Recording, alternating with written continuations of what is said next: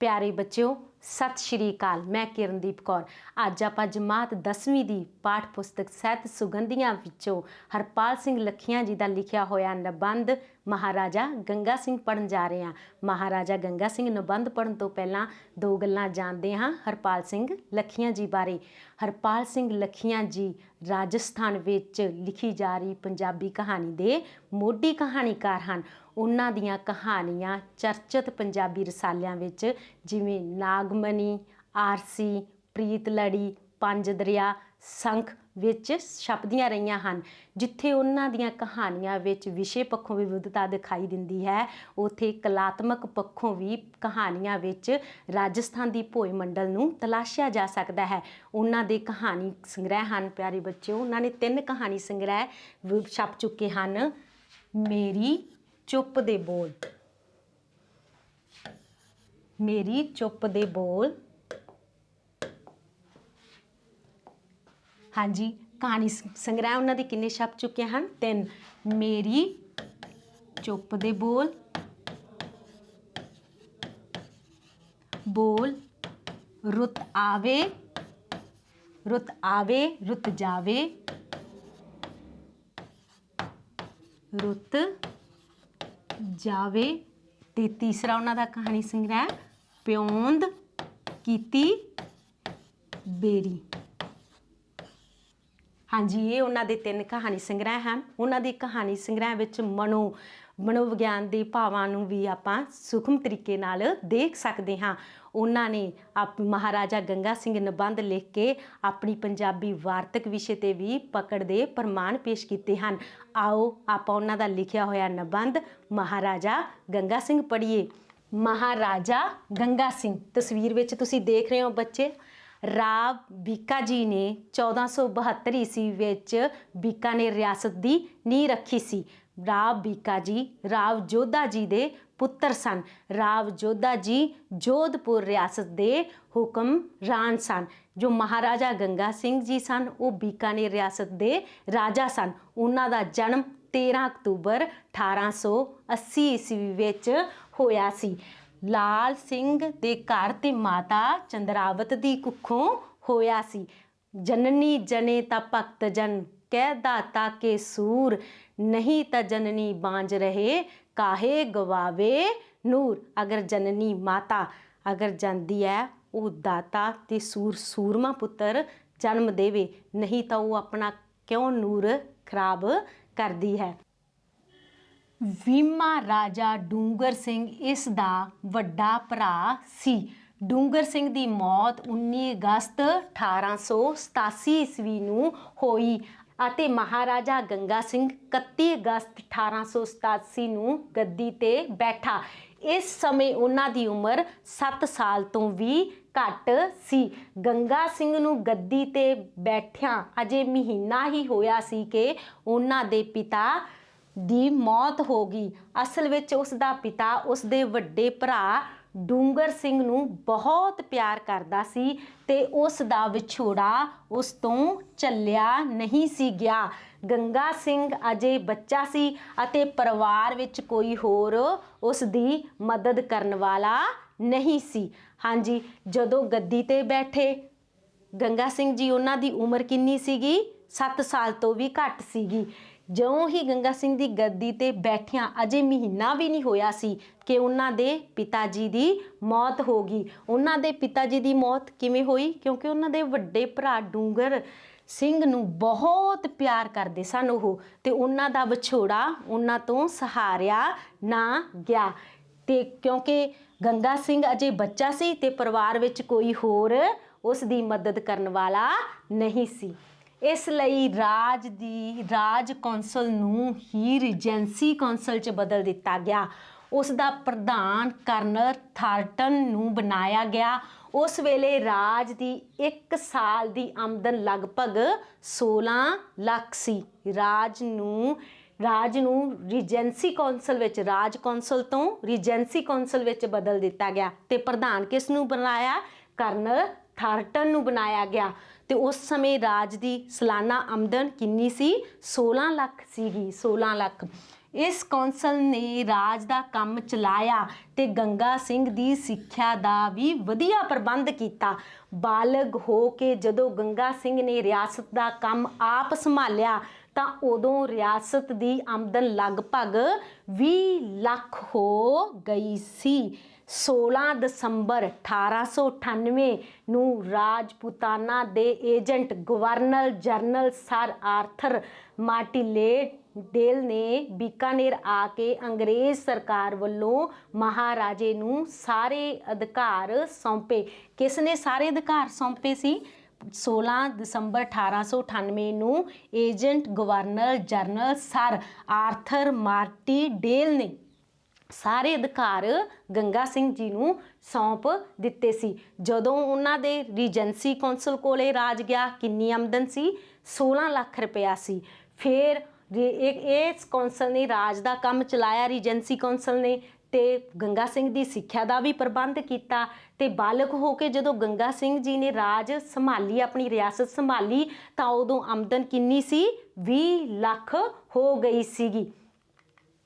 ਉਸੇ ਦਿਨ ਮਹਾਰਾਜੇ ਨੇ ਆਪਣੇ ਸਰਦਾਰਾਂ ਤੇ ਅਧਿਕਾਰੀਆਂ ਦਾ ਦਰਬਾਰ ਬੁਲਾਇਆ ਉਸੇ ਦਿਨ, ਤੇ ਆਪਣੇ ਪਹਿਲੇ ਭਾਸ਼ਣ ਵਿੱਚ ਹੀ ਆਪਣੀ ਰਾਜ ਕਰਨ ਦੀ ਨੀਤੀ ਬੜੇ ਭਾਵਪੂਰਨ ਸ਼ਬਦਾਂ ਵਿੱਚ ਦਰਸਾਈ ਕਿ ਉਸ ਨੂੰ ਪਤਾ ਹੈ ਕਿ ਰੀਜੈਂਸੀ ਕੌਂਸਲ ਦੇ 2 ਧੜੇ ਹਨ।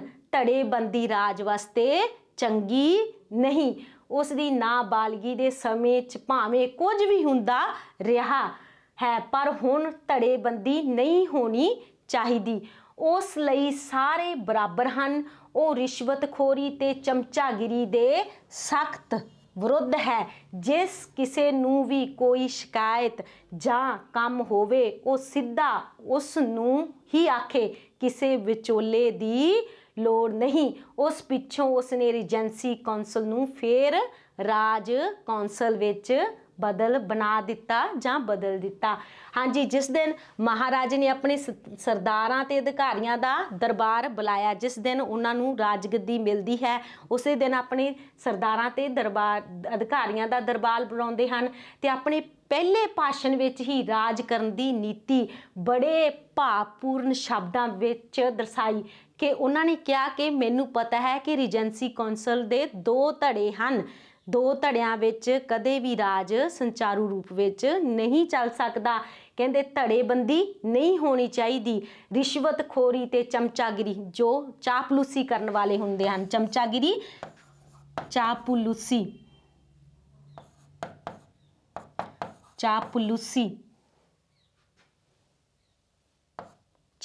ਕਰਨ ਵਾਲੇ ਸਖਤ ਵਿਰੁੱਧ ਹਾਂ। ਜਿਸ ਕਿਸੇ ਨੂੰ ਵੀ ਕੋਈ ਸ਼ਿਕਾਇਤ ਹੈ ਜਾਂ ਕੋਈ ਕੰਮ ਹੈ, ਉਹ ਕਹਿੰਦੇ ਕਿਸੇ ਵਿਚਾਲੇ ਕਿਸੇ ਨੂੰ ਵੀ ਪਾਉਣ ਦੀ ਲੋੜ ਨਹੀਂ, ਤੁਸੀਂ ਸਿੱਧੇ ਹੀ ਮਿਲ ਸਕਦੇ ਹੋ। ਉਸ ਪਿੱਛੋਂ ਰੀਜੈਂਸੀ ਕੌਂਸਲ ਕਿਸ ਵਿੱਚ ਬਦਲ ਗਈ? ਰਾਜ ਕੌਂਸਲ ਵਿੱਚ ਦੁਬਾਰਾ ਬਦਲ ਗਈ। ਮਹਾਰਾਜਾ ਗੰਗਾ ਸਿੰਘ ਭਗਤ ਸੀ। ਉਹ ਰੱਬ ਤੋਂ ਡਰਨ ਵਾਲਾ ਤੇ ਸਨਾਤਨ ਧਰਮ ਨੂੰ ਮੰਨਣ ਵਾਲਾ ਸੀ। ਦੂਜੇ ਧਰਮਾਂ ਵਾਸਤੇ ਉਸਦੇ ਮਨ ਵਿੱਚ ਈਰਖਾ ਜਾਂ ਦਵੈਤ ਨਹੀਂ ਸੀ। ਉਹ ਸਾਰੇ ਧਰਮਾਂ ਦਾ ਆਦਰ ਕਰਦਾ ਸੀ। ਜਦੋਂ ਉਸਨੇ ਗੰਗ ਨਹਿਰ ਲਿਆਂਦੀ ਸੀ ਤਾਂ ਉਹਦੇ ਪਾਣੀ ਨਾਲ ਸਿੰਜੀ ਜਾਣ ਵਾਲੀ ਬਹੁਤੀ ਧਰਤੀ ਪੰਜਾਬ ਦੇ ਸਿੱਖ ਕਾਸ਼ਤਕਾਰਾਂ ਨੂੰ ਅਲਾਟ ਕੀਤੀ ਸੀ। ਸਿੱਖ ਕਾਸ਼ਤਕਾਰਾਂ ਨੂੰ ਅਲਾਟ ਕੀਤੇ ਹਰ ਚੱਕ ਵਿੱਚ 5 ਵਿਗੇ ਲਗਭਗ 1.25 ਹੈਕਟਰ ਜ਼ਮੀਨ ਉਸਨੇ ਗੁਰਦੁਆਰੇ ਵਾਸਤੇ ਮੁਫਤ ਦਿੱਤੀ ਸੀ। ਹਾਂਜੀ, ਉਹਨਾਂ ਦੇ ਮਨ ਵਿੱਚ ਕਿਸੇ ਵੀ ਧਰਮ ਪ੍ਰਤੀ ਦਵੈਤ ਨਹੀਂ ਸੀ, ਕਿਸੇ ਨਾਲ ਈਰਖਾ ਨਹੀਂ ਕਰਦੇ ਸਨ। ਸਾਰੇ ਧਰਮਾਂ ਦਾ ਉਹ ਆਦਰ ਕਰਦੇ ਸਨ। ਹਾਂਜੀ, ਜਦੋਂ ਉਹਨਾਂ ਨੇ ਗੰਗ ਨਹਿਰ ਲਿਆਂਦੀ ਸੀ ਤਾਂ ਉਹਨਾਂ ਨੇ ਪਾਣੀ ਨਾਲ ਸਿੰਜੀ ਜਾਣ ਵਾਲੀ ਬਹੁਤੀ ਧਰਤੀ ਪੰਜਾਬ ਦੇ ਸਿੱਖ ਕਾਸ਼ਤਕਾਰਾਂ, ਜੋ ਕੰਮ ਕਰਨ ਵਾਲੇ ਸੀ, ਕਿਸਾਨ ਸੀ, ਉਹਨਾਂ ਨੂੰ ਅਲਾਟ ਕਰਨਾ, ਉਹਨਾਂ ਨੂੰ ਦਿੱਤੀ ਸੀ। ਤੇ ਸਿੱਖ ਕਾਸ਼ਤਕਾਰਾਂ ਨੂੰ ਅਲਾਟ ਕੀਤੇ ਹਰ ਚੱਕ ਵਿੱਚ ਕਿੰਨੇ ਵਿਗੇ? 5 ਵਿਗੇ ਉਹਨਾਂ ਨੇ ਗੁਰਦੁਆਰਾ ਸਾਹਿਬ ਨੂੰ ਮੁਫਤ ਦਿੱਤੇ ਸਨ। ਉਸ ਦੇ ਲਗਭਗ 50 ਸਾਲ ਸ਼ਾਸਨ ਵਿੱਚ ਰਿਆਸਤ ਵਿੱਚ ਇੱਕ ਵੀ ਧਾਰਮਿਕ ਜਾਂ ਜਾਤੀ ਦੰਗਾ ਨਹੀਂ ਹੋਇਆ ਸੀਗਾ। ਉਹ ਸਾਰੇ ਧਰਮਾਂ ਦਾ ਆਦਰ ਕਰਦੇ ਸਨ, ਸਾਰੀ ਜਾਤੀਆਂ ਦਾ ਸਨਮਾਨ ਕਰਦੇ ਸਨ। ਇਸ ਕਰਕੇ ਤਾਂ ਉਹਨਾਂ ਦੇ 50 ਸਾਲ ਦੇ ਰਾਜ ਵਿੱਚ ਕੋਈ ਧਾਰਮਿਕ ਜਾਂ ਜਾਤੀ ਦੰਗਾ ਨਹੀਂ ਹੋਇਆ ਸੀ। ਸੱਤਾ ਸੰਭਾਲਦਿਆਂ ਹੀ ਉਹਨਾਂ ਨੇ ਆਪਣੀ ਭਾਵੀ ਨੀਤੀ ਸਪਸ਼ਟ ਕਰ ਦਿੱਤੀ ਸੀ। ਉਹ ਪ੍ਰਜਾ ਵਾਸਤੇ ਸ਼ਾਂਤੀ ਤੇ ਇਨਸਾਫ ਚਾਹੁੰਦਾ ਸੀ। ਜਦੋਂ ਹੀ ਉਹਨਾਂ ਨੇ ਸੱਤਾ ਰਾਜ ਤੇ ਆਏ ਤਾਂ ਉਹਨਾਂ ਨੇ ਜਿਹੜੀ ਉਹਨਾਂ ਦੀ ਰਾਜ ਕਰਨ ਦੀ ਨੀਤੀ ਸੀ ਉਹਨਾਂ ਨੇ ਸਪਸ਼ਟ ਕਰ ਦਿੱਤੀ ਸੀ ਕਿ ਉਹ ਪ੍ਰਜਾ ਵਾਸਤੇ ਸ਼ਾਂਤੀ ਤੇ ਇਨਸਾਫ ਚਾਹੁੰਦਾ ਸੀ। ਉਹ ਦਾਤਾ ਸੀ। ਸੱਤਾ ਸੰਭਾਲਦਿਆਂ ਉਸ ਨੂੰ ਬਹੁਤਾ ਸਮਾਂ ਨਹੀਂ ਸੀ ਹੋਇਆ ਕਿ ਰਿਆਸਤ ਵਿੱਚ ਕਾਲ ਪੈ ਗਿਆ ਤੇ ਹੈਜਾ ਰੋਗ ਫੈਲ ਗਿਆ। ਪ੍ਰਜਾ ਅੰਨ ਪਾਣੀ ਅਤੇ ਦਵਾ ਦਾਰੂ ਵੱਲੋਂ ਬੜੀ ਔਖੀ ਹੋ ਗਈ। ਉਸ ਵੇਲੇ ਉਸ ਨੇ ਆਪਣੀ ਪ੍ਰਜਾ ਵਾਸਤੇ ਨਾ ਦਿਨ ਵੇਖਿਆ ਨਾ ਰਾਤ। ਆਪਣੀ ਜ਼ਿੰਦਗੀ ਤੇ ਆਰਾਮ ਦੀ ਵੀ ਪਰਵਾਹ ਨਹੀਂ ਕੀਤੀ। ਹਰ ਥਾਂ ਉਸ ਨੇ ਦਵਾ ਦਾਰੂ ਤੇ ਅੰਨ ਪਾਣੀ ਪਹੁੰਚਾਇਆ ਅਤੇ ਆਪ ਪੁੱਜਣ ਦੀ ਕੋਸ਼ਿਸ਼ ਕੀਤੀ। ਹਾਂਜੀ, ਉਹ ਜਦੋਂ ਹੀ ਉਹਨਾਂ ਨੇ ਸੱਤਾ ਸੰਭਾਲੀ ਤਾਂ ਉਹਨਾਂ ਦੇ ਸਮੇਂ ਕੀ ਹੋਇਆ? ਅਕਾਲ ਪੈ ਗਿਆ, ਹੈਜਾ ਵਰਗੀ ਬਿਮਾਰੀ ਰੋਗ ਫੈਲ ਗਿਆ। ਤਾਂ ਉਹਨਾਂ ਨੇ ਦਿਨ ਰਾਤ ਦੀ ਪਰਵਾਹ ਨਹੀਂ ਕੀਤੀ। ਹਰ ਜਗ੍ਹਾ ਅੰਨ ਦਾਰੂ ਪਾਣੀ ਪਹੁੰਚਾਇਆ ਤੇ ਇੱਕ ਦਿਨ ਵੀ ਉਹਨਾਂ ਨੇ ਆਰਾਮ ਨਾਲ ਨਹੀਂ ਬੈਠੇ ਜਦ ਤੱਕ ਉਹਨਾਂ ਨੇ ਇਹ ਸੁਵਿਧਾਵਾਂ ਆਪਣੀਆਂ ਪ੍ਰਜਾ ਨੂੰ ਨਾ ਦਿੱਤੀਆਂ। ਉਸ ਦੀ ਪ੍ਰਜਾ ਨੇ ਤਾਂ ਉਸ ਦੀ ਸਿਫਤ ਕਰਨੀ ਹੀ ਸੀ। ਹੋਰ ਰਾਜਿਆਂ ਤੇ ਭਾਰਤ ਸਰਕਾਰ ਨੇ ਵੀ ਉਸ ਦੀ ਬਹੁਤ ਸਿਫਤ ਕੀਤੀ। ਉਹ ਪ੍ਰਜਾ ਦੀ ਮਦਦ ਲਈ ਹਰ ਵੇਲੇ ਤਿਆਰ ਰਹਿੰਦਾ ਸੀ। ਪ੍ਰਜਾ ਕਦੀ ਮਾਮਲਾ ਭਰਨ ਜਾਂ ਟੈਕਸ ਦੇਣ ਦੀ ਸਥਿਤੀ 'ਚ ਨਾ ਹੁੰਦੀ ਤਾਂ ਉਹ ਟੈਕਸ ਨੂੰ ਮਾਫ ਕਰਦਾ ਤੇ ਹੋਰ ਵੀ ਸਹਾਇਤਾ ਦਿੰਦਾ ਸੀ। 1937 ਈਸਵੀ ਵਿੱਚ ਉਸ ਨੇ ਕਿਸਾਨਾਂ ਦਾ 42 ਲੱਖ ਰੁਪਈਆ ਮਾਫ ਕਰ ਦਿੱਤਾ, ਜਿਹੜਾ ਰਾਜ ਨੇ ਅਲਾਟ ਕੀਤੀ ਜ਼ਮੀਨ ਦੀਆਂ ਕਿਸ਼ਤਾਂ ਅਤੇ ਵਿਆਜ ਦੇ ਰੂਪ ਵਿੱਚ ਕਿਸਾਨਾਂ ਤੋਂ ਲੈਣਾ ਸੀ। ਉਸੇ ਸਾਲ ਕਪਾਹ ਦੀ ਫਸਲ ਖਰਾਬ ਹੋ ਗਈ ਤਾਂ ਰਾਜੇ ਨੇ ਕਿਸਾਨਾਂ ਨੂੰ ਸਹਾਇਤਾ ਵਜੋਂ ਲੱਖਾਂ ਰੁਪਏ ਵੰਡੇ ਸਨ। ਉਹ ਸਹੀ ਅਰਥਾਂ ਵਿੱਚ ਪ੍ਰਜਾ ਦਾ ਪਾਲਣਹਾਰ ਸੀ। ਇਸ ਵਿੱਚ ਹੁਣ ਪ੍ਰਜਾ ਤਾਂ ਸਿਫਤ ਕਰਦੀ ਸੀ, ਹੋਰ ਰਾਜਿਆਂ ਨੇ ਤੇ ਭਾਰਤ ਸਰਕਾਰ ਨੇ ਵੀ ਉਸ ਦੀ ਬਹੁਤ ਸਿਫਤ ਕੀਤੀ। ਉਹ ਪ੍ਰਜਾ ਦੀ ਮਦਦ ਵੇਲੇ ਹਰ ਵੇਲੇ ਤਿਆਰ ਰਹਿੰਦੇ ਸਨ। ਪ੍ਰਜਾ ਦੇ ਅਗਰ ਕਦੇ ਮਾਮਲਾ ਹੁੰਦਾ ਸਰਕਾਰੀ ਕਰ ਅਗਰ ਪ੍ਰਜਾ ਮਾਮਲਾ ਭਰਨ ਜਾਂ ਟੈਕਸ ਦੇਣ ਦੀ ਸਥਿਤੀ 'ਚ ਨਾ ਹੁੰਦੀ ਤਾਂ ਉਹ ਟੈਕਸ ਨੂੰ ਮਾਫ ਕਰ ਦਿੰਦੇ ਸਨ ਤੇ ਹੋਰ ਵੀ ਸਹਾਇਤਾ ਦਿੰਦੇ ਸਨ। 1937 ਵਿੱਚ ਉਹਨਾਂ ਨੇ ਕਿਸਾਨਾਂ ਦਾ 42 ਲੱਖ ਰੁਪਈਆ ਮਾਫ ਕੀਤਾ ਸੀ, ਜਿਹੜੀ ਉਹਨਾਂ ਨੂੰ ਅਲਾਟ ਕੀਤੀ ਜ਼ਮੀਨ ਦੀਆਂ ਕਿਸ਼ਤਾਂ ਵਜੋਂ ਸੀ। ਫਿਰ ਇੱਕ ਕਪਾਹ ਦੀ ਫਸਲ ਖਰਾਬ ਹੋ ਗਈ ਸੀ ਤੇ ਉਸ ਸਮੇਂ ਵੀ ਮਹਾਰਾਜਾ ਨੇ ਲੱਖਾਂ ਰੁਪਇਆ ਵੰਡਿਆ ਸੀ। ਪ੍ਰਜਾ ਬਾਰੇ ਪੂਰੀ ਤੇ ਸਹੀ ਜਾਣਕਾਰੀ ਲੈਣ ਵਾਸਤੇ ਉਹਨਾਂ ਨੇ 10 ਨਵੰਬਰ 1913 ਨੂੰ ਪ੍ਰਜਾ ਪ੍ਰਤੀਨਿਧੀ ਸਭਾ ਦੀ ਸਥਾਪਨਾ ਕੀਤੀ। ਹੁਣ ਪ੍ਰਜਾ ਪ੍ਰਤੀਨਿਧੀ ਸਭਾ ਦੀ ਸਥਾਪਨਾ ਕਦੋਂ ਕੀਤੀ ਪਿਆਰੇ ਬੱਚਿਓ? 10 ਨਵੰਬਰ 1913 ਨੂੰ। ਇਸ ਵਿੱਚ ਜਨਤਾ ਦੇ ਚੁਣੇ ਹੋਏ ਪ੍ਰਤੀਨਿਧ ਵੀ ਹੁੰਦੇ ਸਨ।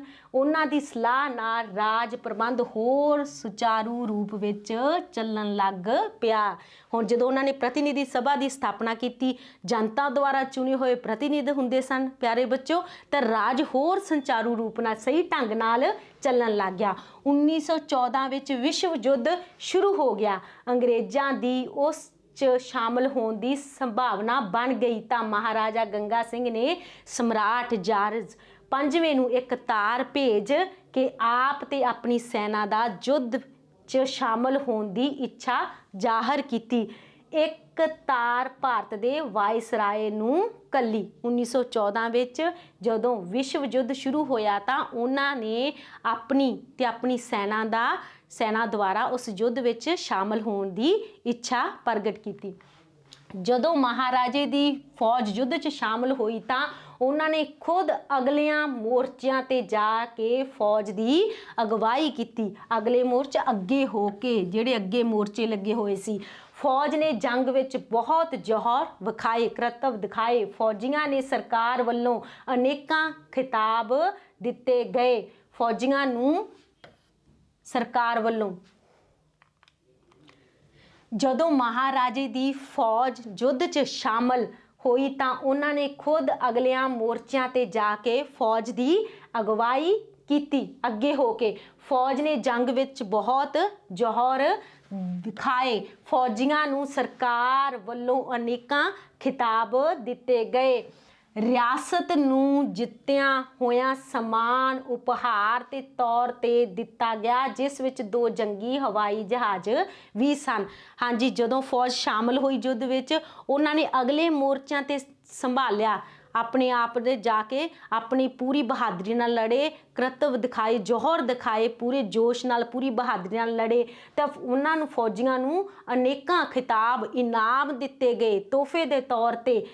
ਰਿਆਸਤ ਨੂੰ ਜਿੱਤਿਆ ਹੋਇਆ ਸਮਾਨ ਉਪਹਾਰ ਦੇ ਤੌਰ ਤੇ ਦਿੱਤਾ ਗਿਆ, ਤੋਹਫੇ ਦੇ ਤੌਰ ਤੇ ਦਿੱਤਾ ਗਿਆ, ਜਿਸ ਵਿੱਚ 2 ਜੰਗੀ ਜਹਾਜ਼ ਵੀ ਸਨ।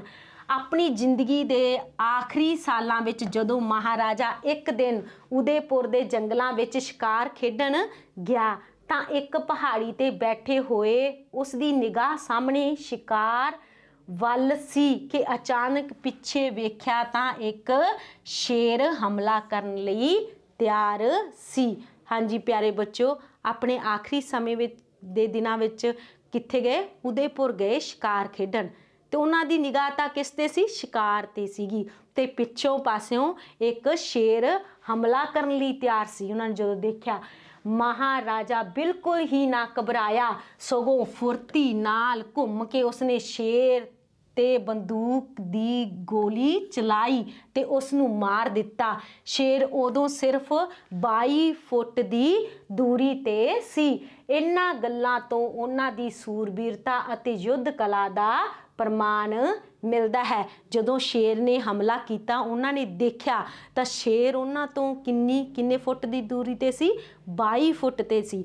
ਲੇਕਿਨ ਮਹਾਰਾਜਾ ਘਬਰਾਏ ਨਹੀਂ, ਉਹਨਾਂ ਨੇ ਤਲਵਾਰ ਨਾਲ ਉਸ ਤੇ ਹਮਲਾ ਕੀਤਾ। ਇਹਨਾਂ ਤੋਂ ਕੀ ਮਿਲਦਾ? ਉਹਨਾਂ ਦੀ ਸੂਰਬੀਰਤਾ ਅਤੇ ਯੁੱਧ ਕਲਾ ਦਾ ਪ੍ਰਮਾਣ ਮਿਲਦਾ ਹੈ। ਹਾਂਜੀ ਪਿਆਰੇ ਬੱਚਿਓ, ਅਗਲੀ ਕਲਾਸ ਵਿੱਚ ਮਿਲਦੇ ਹਾਂ ਨਿਬੰਧ ਦੇ ਅਗਲੇ ਭਾਗ ਨਾਲ। ਧੰਨਵਾਦ।